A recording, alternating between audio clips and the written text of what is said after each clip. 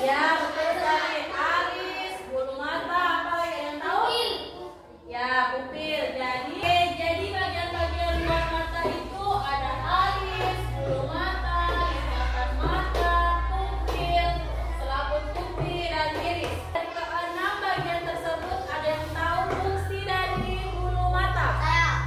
Apa Alif?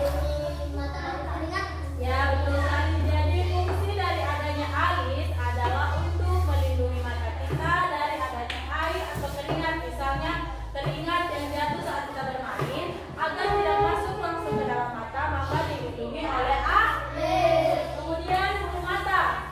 Ya, Nadila apa? Ya, fungsi dari bulu mata itu melindungi mata kita dari debu, seperti kalau kita naik kendaraan. Kita ada debu dari mobil besar misalnya, kita tutup mata, jadi yang melindungi mata kita dari debu itu adalah bulu mata. Kemudian ada lipatan mata. Ada yang tahu fungsinya? Tidak ada. Jadi fungsi dari lipatan mata itu untuk membasahi bagian mata saat kita mengedip. Pernah kalian mengedip? Kalau menangis basah tuh. Ya. Terus ada selaput putih. Fungsinya apa? Fungsi dari selaput putih ini untuk melindungi bagian depan mata, bagian dalam mata kita. Misalnya seperti kalau terkena debu atau ada sesuatu yang masuk, pasti dia selalu tertempel di bagian selaput putih, tidak langsung masuk ke bagian dalam mata. Kemudian ada iris. Ada yang tahu fungsi dari iris? Ya, Jisan, apa fungsi dari iris?